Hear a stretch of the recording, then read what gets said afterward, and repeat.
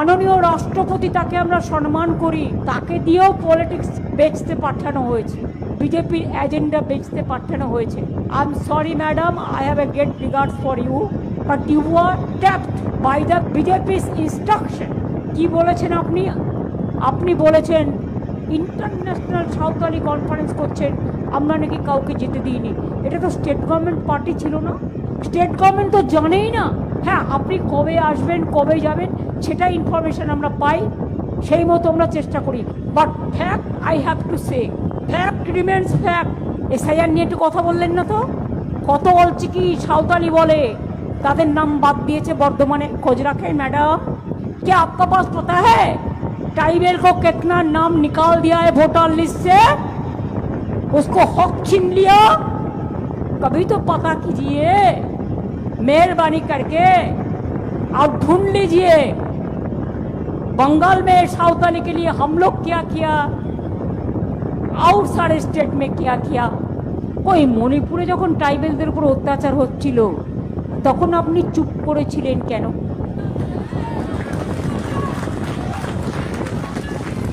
তখন কি বিজেপি আপনাকে বারণ করেছিল?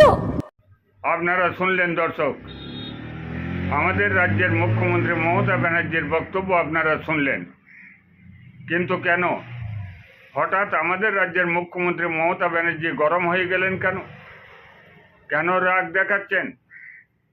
কেন আমাদের দেশের রাষ্ট্রপতিকে ব্যঙ্গ বিদ্রুপ করে বক্তব্য বলছেন? ইতিমধ্যেই আপনারা জেনে গেছেন পশ্চিমবাংলায় ইন্টারন্যাশনাল সাঁওতালি কাউন্সিল বোর্ডের সম্মেলন অনুষ্ঠিত হবে, আর সেই অনুষ্ঠানে আমাদের দেশের সাংবিধানিক প্রধান অর্থাৎ রাষ্ট্রপতি দ্রৌপদী মুর্মু আমন্ত্রিত ছিলেন। আমাদের রাজ্যের মুখ্যমন্ত্রী মমতা ব্যানার্জির বুক কাঁপছিল। তিনি যদি আসেন তাহলে পশ্চিমবাংলার সাঁওতাল আদিবাসীদের সচেতন করবেন, ঘুম ভাঙাবেন, আর স্বাভাবিক কারণেই 26 সালে বিধানসভা নির্বাচন, সেই নির্বাচনের হাওয়া অন্যদিকে বয়ে যাবে। এই আতঙ্কে আমাদের রাজ্যের মুখ্যমন্ত্রী মমতা ব্যানার্জি ভুলভাল বকছেন। আপনারা আমাদের রাজ্যের মুখ্যমন্ত্রী মমতা ব্যানার্জির বক্তব্য আপনারা শুনলেন। আমাদের দেশের সাংবিধানিক প্রধান তথা রাষ্ট্রপতি দ্রৌপদী মুর্মু কাউন্সিল বোর্ডের সম্মেলনে এসে সাংবাদিকদের মুখোমুখি হয়ে কি বললেন আপনারা শুনুন, তারপরে আলোচনায় আসছে। তিনি দুঃখিত, জানি না মনে কি আছে, উনিই জানেন। হয়তো ভেবেছিলেন এখানে কেউ আসবে না, ভেবেছিলেন হয়তো রাষ্ট্রপতি আসবেন, এমনি ঘুরে যাবেন।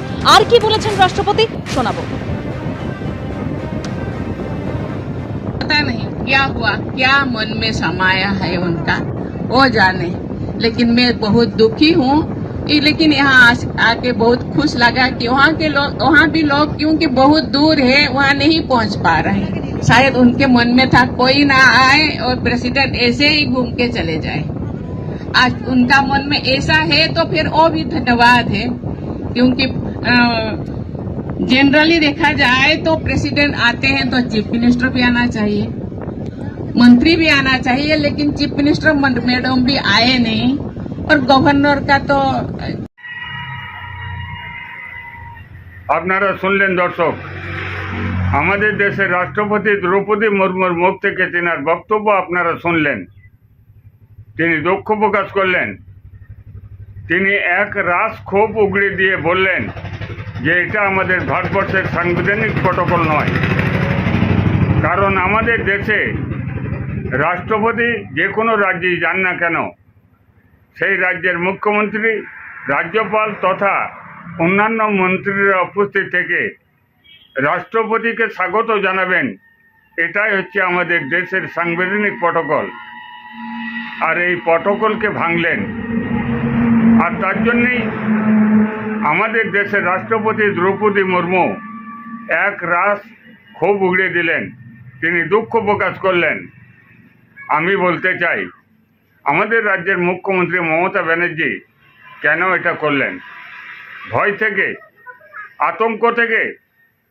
আমাদের রাজ্যের রাষ্ট্রপতি আসছেন সাঁওতালদের ঘুম ভাঙাবেন বলে, সাঁওতালরা জাগ্রত হবে বলে? অধিকার প্রশ্নে সচেতন হবে বলে তাই রাষ্ট্রপতিকে বাধা দান দেওয়া, রাষ্ট্রপতিকে অবজ্ঞা করা। উনি কি সাঁওতাল বলে?